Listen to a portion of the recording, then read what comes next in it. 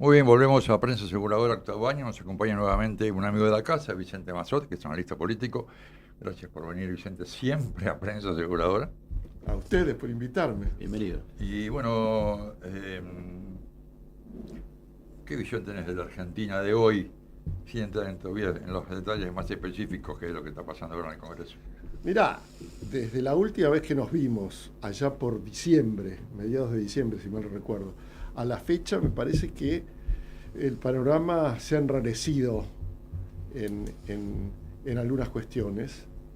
Por de pronto sobresale en términos de las alianzas de tipo cualitativo, no las que te preguntan por quién vas a votar, que siempre son relativas, que mucha gente no se anima, o las podés arreglar a gusto y ganas según sea el sponsor. No, las cualitativas. ¿Cómo está la situación? ¿Cuál es su situación personal? ¿Está mejor o peor del año pasado? ¿Cómo imagino el año próximo? Ese tipo de preguntas, donde en general, ¿por qué la gente va a mentir o va a ocultar lo que siente o percibe? En ese orden de cosas, yo hoy no encuentro una sola encuesta en donde la gente que confiesa estar mejor sea superior porcentualmente a la que dice estar peor. Este es un dato, a mi juicio, importante. Las principales preocupaciones: empleo, recesión, aparece por ahí la corrupción lejos, pero de todas maneras hay un núcleo duro económico que es indisimulable. Esto significa que el gobierno se terminó, porque hay también mucho catastrofismo en términos del análisis. Nada de eso. Lo que digo es, la situación ha comenzado a cambiar, no digo para mal, pero se nota algo que me parece que va a estar en el centro de la discusión y de la escena hasta las elecciones del año que viene.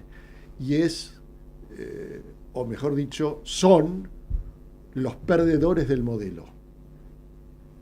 Este modelo, como cualquier otro, pero sobre todo un modelo de ajuste tan acusado, en un mundo tan competitivo, donde aparecieron los chinos. Los perdedores son aquellos sectores, hay más o menos, no se puede decir, todos estos son perdedores y todos estos son ganadores. Estamos haciendo un ejercicio analítico y a veces hay que simplificar. Los rubros perdedores son los que emplean más mano de obra.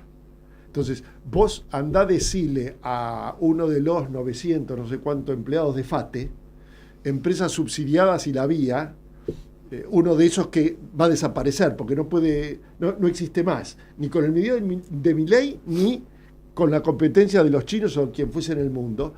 Vos explicale a uno de esos 900 tipos lo que significa un ajuste y que en definitiva la Argentina hace 80 años, todo es muy lindo, pero la heladera cuando llega a su casa está medio vacía. Entonces, desde ese lugar, me parece que hay que poner mucho la atención en el hecho de lo que los perdedores del proceso, en términos generales, no estoy hablando de empresarios, de la gente que trabaja, parecerían hoy más que los ganadores, por una razón casi elemental. Y con esto termino. En general, en este tipo de ajustes, y siendo que esto no tiene antecedentes, lo que está haciendo Milei no tiene antecedentes en la historia argentina contemporánea, nos puede gustar o disgustar, pero no tiene antecedentes. Metió el bisturí al fondo, le faltarán algunos lugares, no ha sido completo, chocolate por la noticia, no se puede hacer en 2 años todo. Pero en general, en este tipo de casos, la destrucción de empleos es mucho más rápido, va a una velocidad mucho mayor que los empleos que se pueden construir. Entonces, esa asimetría, pensando que aquellos que pierden el empleo votan igual que los que ganan, pero son más, debería llamar la atención pensando en las elecciones del año que viene. Ahora, el tema Adorni, el tema libre y demás, hace que se desacredite un poco el gobierno. ¿No es un buen negocio para el gobierno seguir teniendo Adorni? Para mí es un pésimo negocio, pero Este es un gobierno bicéfalo. Es un gobierno de mandos compartidos por propia voluntad del presidente de la Nación.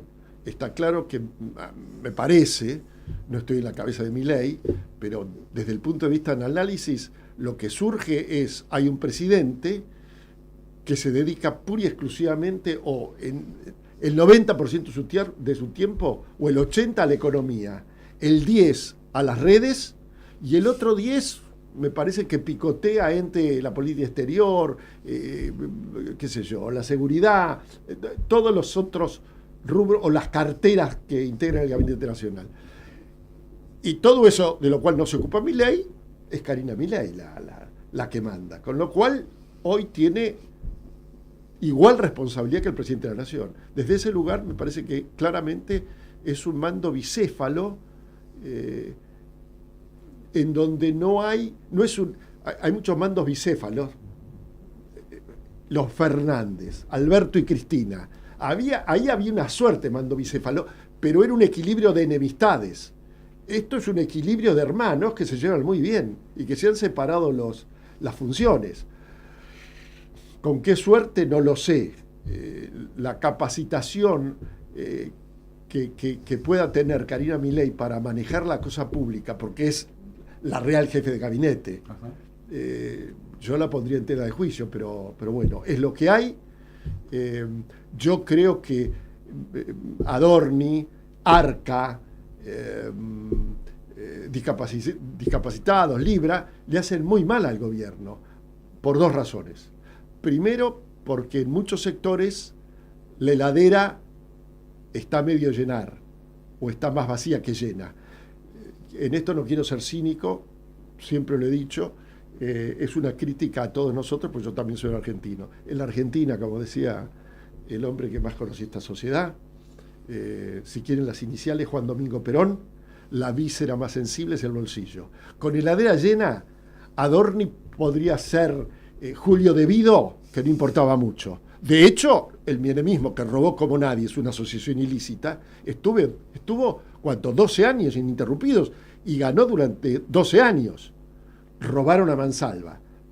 Pero la economía funcionaba, la soja estaba arriba de 600, el consumo volaba. ¿Por qué? Porque se subsidiaba todo, entre ellos 1.500.000 personas que nunca habían aportado y hoy forman parte del sistema previsional argentino. Y la heladera. Claro.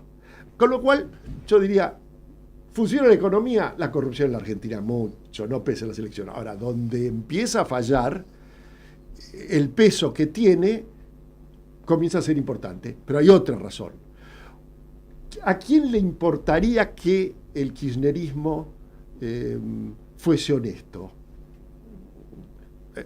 Yo diría, es una asociación ilícita. Ahora, el gobierno de Milei levantó la bandera de la ética. Entonces, robar 5 centavos es lo mismo que robar 500 millones. Porque ante la gente es como, estos eran los honestos, esto es lo que venían a cambiar, esto es lo que estaban en contra de la casta. Y Adorni no puede explicar una sola cosa, porque la explicación de hoy, en el sentido de que lo voy a probar en la justicia, él es jefe de gabinete, vocero que todos los días hablaba, ¿cómo no puede simplemente explicar, mire, esto sí lo pagué yo? Nadie sabe si lo pagó Grandío, que se llama, si lo pagó él, si se lo pagaron. Dos, no tengo nada en contra de los vendedores de autos, ni de los barrenderos, ni de nadie. Me parece trabajos dignos. Ahora, de un vendedor de auto a un jefe de gabinete, hay que tener los latines bien aprendidos. Yo creo que es un improvisado Adorni en eso. Pero no puede explicar de dónde sacó la plata. Y lo que creo que apuesta es a los tiempos de la justicia argentina. La justicia va a determinar, sí, por ahí determina dentro de 15 años. Bien, esa apuesta, entonces, vamos a decir, de Adorni a los tiempos de la justicia, que a veces es lenta y a veces es rápida, Sí. Puede salir el tiro por la culata, Sí. En el peor momento, Claro. vamos a decir. Bueno, de hecho, si usted se pone a pensar en términos de la imagen, ya voy un poco más a las cuantitativas encuestas, la caída de Adorni es, pero Brutal. está en el abismo, nunca más puede ser candidato a nada. Eso demuestra algo. ¿Cuál es la diferencia entre Spert y Adorni? ¿Por qué Spert desapareció de la faz de la tierra y Adorni? Porque había una elección de por medio. Que la ventaja que tiene este gobierno durante el 2026 es que no tiene ninguna elección, no tiene que rendir cuentas en términos electorales. Va a suceder eso recién en agosto, octubre del año que viene. Esa me parece que es la principal diferencia, unido al hecho de que Spert venía mintiendo desde hace tiempo y que los montos eran diferentes. En esto no es por disculparlo. Adorni es un ladrón de gallinas. Al lado de lo que conocemos, es insignificante. El tema es que no entiendo cómo algunos políticos no terminan de entender que deben ser como la mujer del César. Hay que ser y parecer. ¿Qué necesidad tiene de ir en un avión privado a Punta del Este? Gente que tiene mucha más plata va como cualquier hijo de vecino que puede ir a Punta del Este, o va en buquebús o se compra un pasaje de avión en turista, porque por 25 minutos es ridículo para otra cosa, y listo. ¿Qué tienes que pagar? ¿Saben lo que pasa? Que lo voy a decir, pero no es peyorativo, es casi una definición sociológica. Se la escuché a mi madre cuando éramos muy chicos. Me decía, el problema de los piojos resucitados. Nunca tuvo nada, y no está mal. Si no tuvo nada, es igual no tener nada que tener. Uno es millonario y el otro es pobre, tan dignos unos como el otro. Ahora, están los piojos resucitados. Llegan y se obnubilan con la primera clase, el chofer en la puerta, la alfombra roja, los favores. La casta. La casta. Eso es lo que demuestra Adorni. En mucha menor medida que cualquiera de los sinvergüenzas que conocimos en gobiernos anteriores. Pero desgraciadamente es él el que está. Y entonces el que debería rendir cuentas es él. Y lo que a mi juicio es inentendible es que los Milei lo sigan defendiendo de la forma que lo hacen. Porque bien podrían tomar el argumento de Adorni y decir, mientras la justicia decida, y espero que sea muy rápido, porque no tiene nada que esconder, se va a hacer un lado. Y ni bien la justicia dictamine que está libre de culpa y cargo, va a volver a ser jefe de gabinete. Mire el ejemplo que le daría a la sociedad. No. Se empeñan a un tipo que no puede explicar de dónde salió la plata. O que tiene algunas cosas para contar. Sí. No lo sabemos. Y tiene lo del Arca, esto de Vázquez. ¿Qué necesidad hay de poner en la agencia del Estado, que tiene que en definitiva combatir la evasión, un tipo que ya sabíamos hace 2 años o 3 que no había declarado sus departamentos en Miami? Es un sinvergüenza. Bueno, dicen que no, que el tema está cerrado. Sí, el tema está cerrado, este no. En eso, la verdad, es una gran desilusión en muchos aspectos. Lo dice alguien que lo votó y que hoy, si tuviese que votarlo frente a Kicillof, lo volvería a votar. Y creo que ha hecho cosas extraordinarias que nunca hizo nadie antes. Y que fue el primero que apostó un diagnóstico y hizo un diagnóstico, a mi juicio, perfecto de los males argentinos. Pero en términos de la casta y de los procesos de corrupción, la verdad es que hasta aquí, para mí es una desilusión. Los últimos 3-4 meses en eso. ¿Quién es la oposición en la Argentina? Y dentro de la oposición, ¿quién es el opositor? Mirá, yo creo que uno de los grandes más que beneficios, una de las grandes ventajas que tiene el gobierno en general y Milei en particular, fue del hecho, por supuesto, que no hay elecciones este año. Es lo que un amigo mío, muy futbolero igual que yo, él de San Lorenzo y yo de Racing, define como el banco de suplentes. Su nombre es Castor López y es un distinguidísimo economista que vive en Santiago del Estero. Y un día planteó esta figura que me parece buenísima y que yo repito en todos lados. Vos imaginemos a Milei y sus hombres como el equipo titular. Y uno debería decir, bueno, pero Karina me parece que se movió mal por el lateral derecho, y Adorni no ataja un penal, y Milei en definitiva es un 5 que no es un 5. Bueno, vamos a cambiar. Nos damos vuelta y vemos el banco de suplentes. Kicillof, Grabois, Cristina y Massa, que sigan jugando estos 30 años.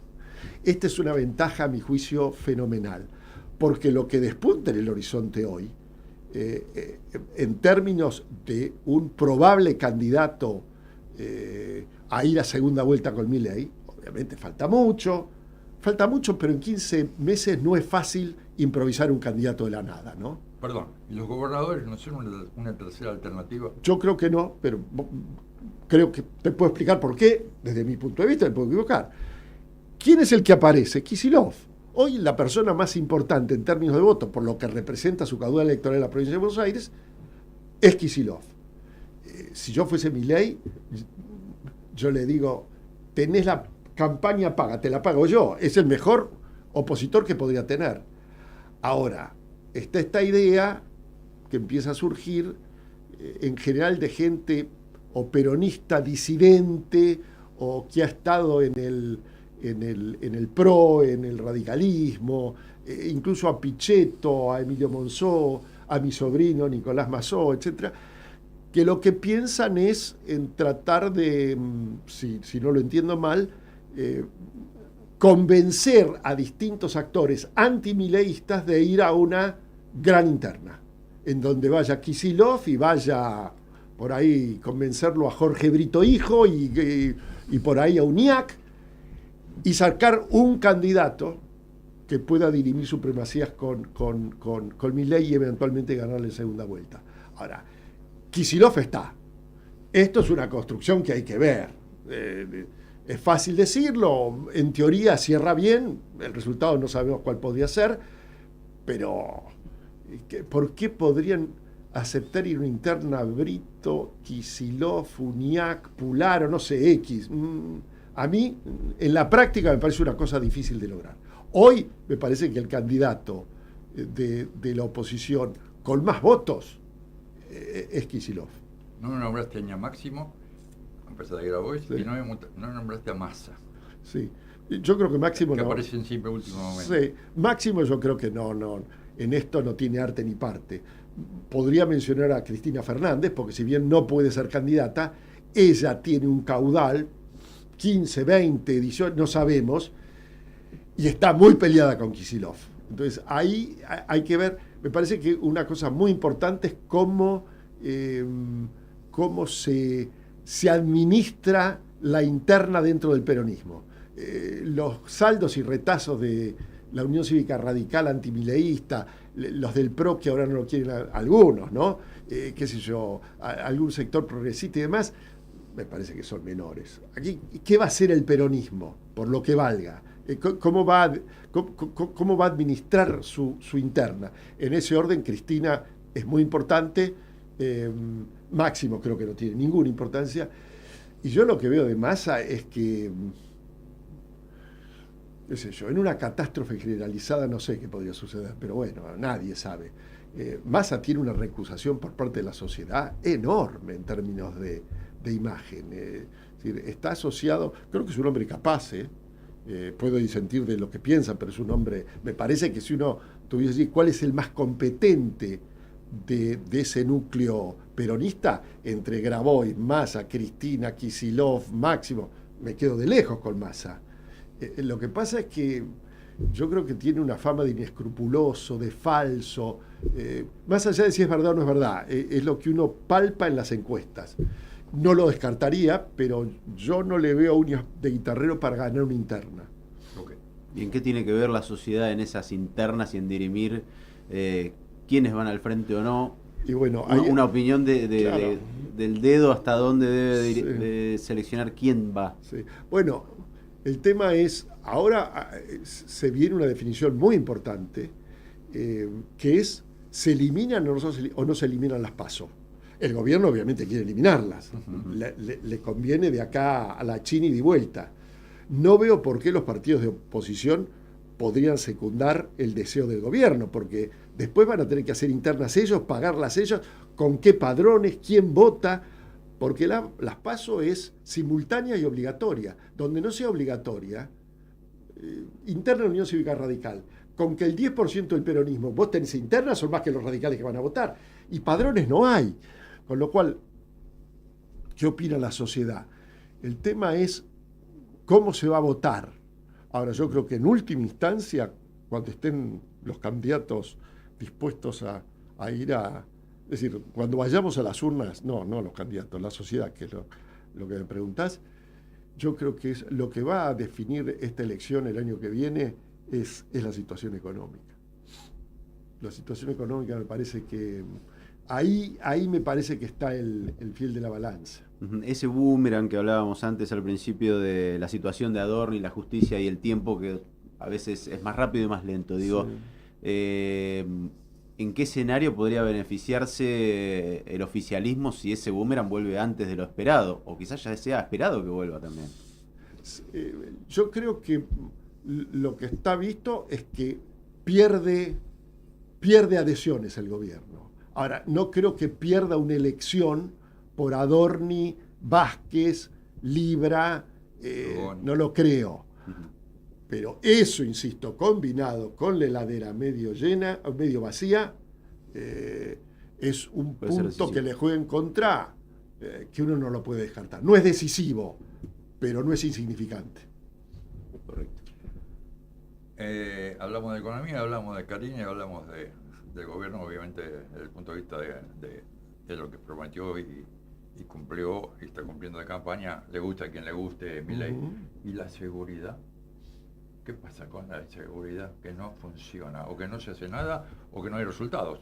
Está bien, pero uno mira la televisión y parecería que los problemas están en la provincia de Buenos Aires, pero... Bueno, es lo que te iba a decir. Yo creo que básicamente lo que... Está bien, uno puede decir, es lógico que la televisión, que las redes demás, resalte lo de Buenos Aires y quede opacado lo de Jujuy. Pero lo cierto es que uno no ve una ola de inseguridad en Salta, en Chubut, en Catamarca o en Santa Fe, ni siquiera en Rosario respecto de lo que...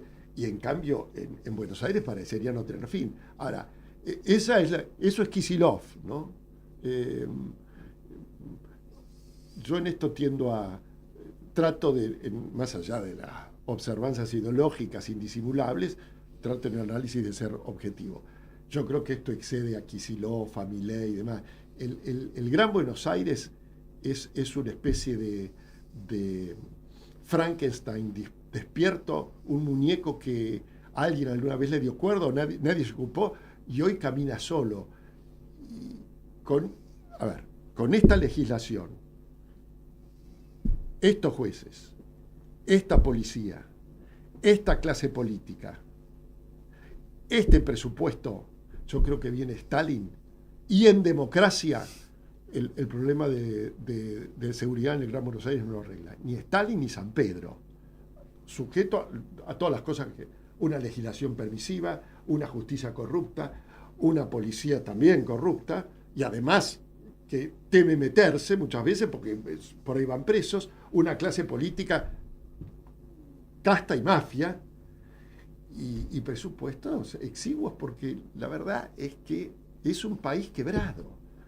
Milei lo trata de enderezar, pero piensen ustedes que, y no es una crítica, el superávit que sigue mostrando es un superávit que supone que tiene pisado una cantidad de gasto enorme. La deuda por gasto pisado es enorme. Ahora, yo siempre pongo el mismo ejemplo. ¿Y qué quieren? 1.500.000, algunos dicen 2 millones, a los cuales hay que pagarle jubilación y jamás aportaron nada. Una vez más, no baja San Pedro, Jesucristo, la Santísima Trinidad baja y no lo arregla. Entonces, desde ese lugar, ¿qué se puede hacer en 2 años? Y se puede hacer, hay un límite que yo no puedo pasar. Milagros, pero la gente quiere milagros. Lo que uno ve, otro dato muy importante de las encuestas, por primera vez, a 2 años y 4 meses, 5 meses del gobierno, por primera vez lo que se aprecia es que la gente dice, lo que estamos viendo no es culpa del kirchnerismo. Hasta hace diciembre, pónganle, era todavía el gobierno anterior, hoy ya no es el gobierno anterior. Entonces, el otro día tenía una discusión, es un caso, en millones, pero con una persona me dice, no, pero esto es una vergüenza lo que cobro de jubilación, pero vos aportaste. Ah, no, bueno, yo me adherí a la moratoria, claro. Es legal lo que hizo. Ahora, a veces los argentinos somos difíciles. Ahora clama por el pan amargo del destierro. Soy un pobre jubilado. No, pero si no pagaste nada. ¿Cuántos hay? 1.500.000 personas. ¿Qué derecho tiene a protestar? La verdad es que ninguno, porque le estamos regalando los que pagamos siempre a los que nunca pagaron. Ahora, ese déficit lo tiene que asumir el gobierno. Y cuando dice, pero son de miseria, claro que son, y van a seguir siendo de miseria, porque si no, empezamos a darle vuelta a la maquinita. En ese orden de cosas, yo creo que se han hecho muchas cosas, faltan infinidad. Y yo creo que lo dijo Milei el otro día, y yo creo que esa es la palabra, no es la palabra mágica, es la palabra que refleja, a mi juicio, cómo le va a ir el año que viene. ¿Qué tanta va a ser la paciencia? ¿Se acuerdan que habló de paciencia? Sí, la paciencia social. Es fundamental eso. Si se pierde la paciencia, no hay forma de explicarle que el PBI, que la Argentina, que el gas... No. Mire, yo ya aguanté, no quiero más, que venga el que venga. Yo creo que fundamental, cuánta paciencia o qué tan poca paciencia va a haber cuando nos toque votar el año que viene. Bueno, para cerrar, ¿cuál es tu paciencia? ¿Cómo estás viendo?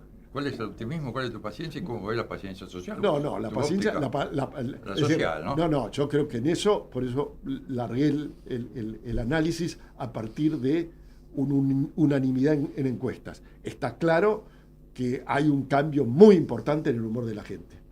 Todavía Milei sigue teniendo lo que yo llamo una gran minoría. A veces uno dice, este es minoritario. No. El 49% es una inmensa mayoría. Y si además el 51% se divide entre varios, es casi una mayoría, pero no deja de ser una minoría. Bueno, Milei sigue teniendo el 35-40% de apoyo, en medio de un ajuste, en medio de todo lo que decimos, del arca de Adorni. Al final del día, 35-40%. Es un piso importante. Pero claro, si es el techo, el año que viene puede tener un problema. Yo lo que veo es el humor de sectores muy claros de la población ha cambiado y ha cambiado para mal en términos del gobierno. Y también veo gente que no está en una situación de indigencia, de pobreza, que lo votó a Milei y que sobre todo estos temas de corrupción le hacen ruido. Como yo siempre digo, perfecto, pero mañana tenemos elecciones y es Milei contra Kicillof. Y ahí vuelve, a mi juicio, a relativizarse todas las contras que apuntamos. La corrupción, Adorni, Arca, la de la medida vacía. No sé si alcanza esto, pero el banco de suplentes hoy es el principal aliado que, a mi juicio, tiene Milei. Muy bien, gracias Vicente, excelente. No, gracias a ustedes. Bueno, te agradecemos la participación y nos vamos a la tanda, por favor.